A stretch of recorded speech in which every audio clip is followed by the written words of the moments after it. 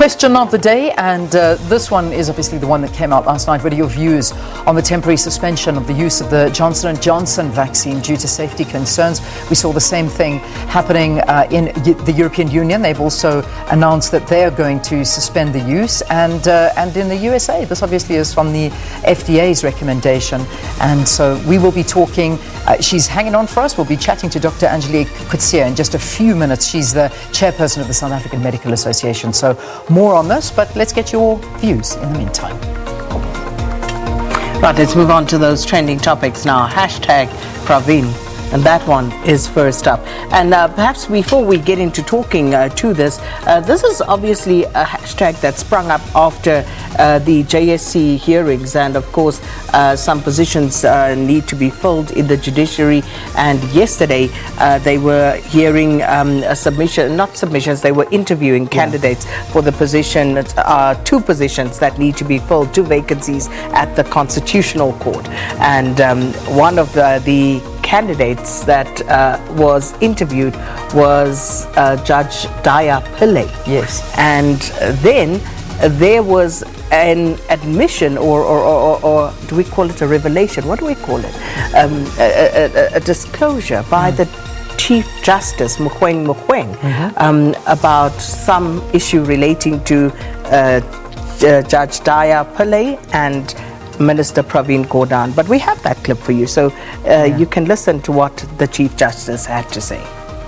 I noticed when Honorable Singh asked to, flowing from the comments that he read, whether you were a friend or an acquaintance, a close acquaintance of Mr. Haneko and Minister Gordhan, you said, with respect to Mr. Haneko, no, I'm not his friend. And then with regard to Minister Gordhan, you said, do I know Mr. Gordhan? Yes, I know Mr. Gordhan. There is no way I did not know him. It was after Mr. Honorable Malema asked you in a more pointed way, again, whether you were friends, that you admitted friendship. Let me tell you where I'm going from. I'm going to. During the last interviews for the Constitutional Court that you attended, and while the JSC program was running, my office got a call from the office of Minister Praveen Gordhan seeking an appointment with me.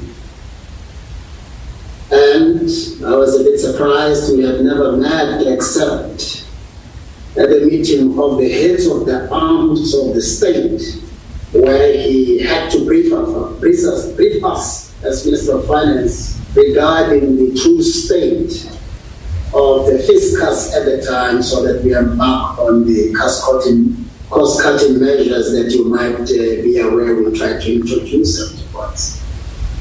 He came.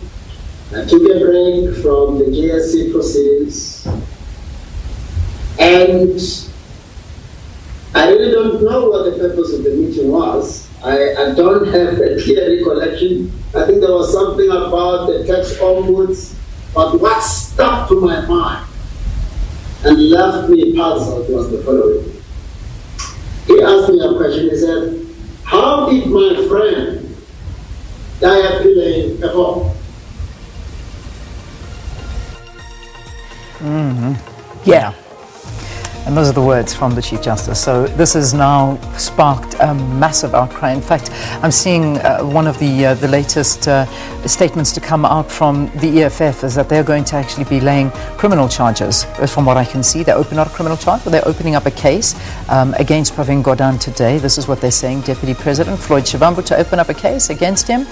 The Chief Justice relayed to the Judicial Service Commission, which said sat to interview candidates for the Constitutional Court, how Gordhan attempted to find out how a candidate did in an interview. In light of these revelations of a criminal network attempting to influence the judiciary, the EFF Deputy President Floyd Shivambu will be opening a case of corruption against Praveen Gordhan, and this will happen at the Hillbrow Police Station today at 11 o'clock. And I think something else that's missing here And incidentally, it is something that Chief Justice Mogoeng spoke about during an interview with another candidate for this position. I think it was Judge Ramaka Matopo, where there was a question asked about the so-called top 6 in the judiciary. Now, these are the so-called top 6 judges at the SCA, the Supreme Court of Appeal, and they allegedly go around ill-treating, just not treating other judges very well. So the Chief Justice was actually lamenting the fact that the media did not report about that. Yeah. That it was something that the media let slide. No sort of attention given to that. And guess what? We're still not giving attention to it. Unbelievable. And this was something that was mentioned. The judge in question actually spoke about the treatment or mistreatment that he suffered at the hands of one of these judges, the top 6 at the Supreme Court of Appeal. So, and I think the broader point is how the media reports on certain matters, how we tend to hone in and focus very sharply on certain people, and yet there are other issues that we are quite happy to just brush over. And I, for one, take the point that the Chief Justice was making, and he is correct. And there is a lot that needs to be done. There is a lot of introspection that needs to go into the work that we do. 100%. I think you're spot on about that, and I'm very happy that we're talking about this, because I think it's a big conversation to be had, and we ourselves are to blame, very much so, because you see a story like this. It should have been one of our top news stories, because anybody interfering with the judiciary it's unacceptable, no matter who you are. Why is it not? Where's the story? In the land you hold, you do not have meetings like that. So I'm very grateful that we actually have managed to put it into the program, and we are talking to it. So it's the right thing to do. Let's quickly, the last one is Thomas Sankara. Very quickly, Burkina Faso's exiled ex-president Blaise Compaoré is to be tried for the assassination of his predecessor, Thomas Sankara, a Pan-African icon, and this is during the 1987 coup in which he took power. So it's a big talking point, a big development in that particular story, and so that's the charge for Thomas Sankara's murder. You're right. Big development, no surprises though. No, must just be noted, but that's why Thomas Sankara is actually training this morning.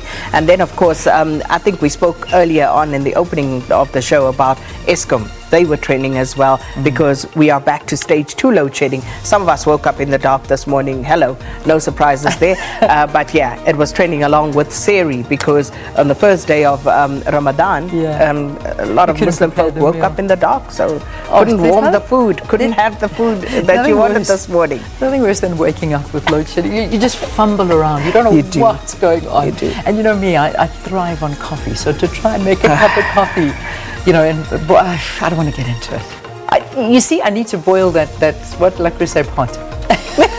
Put some water in it. Exactly. Anyway, all right, let's quickly take a break. We don't want to waste any more time. We need to talk about the Johnson & Johnson vaccine. In fact, we're not even going to take a break. We're going to go straight into that.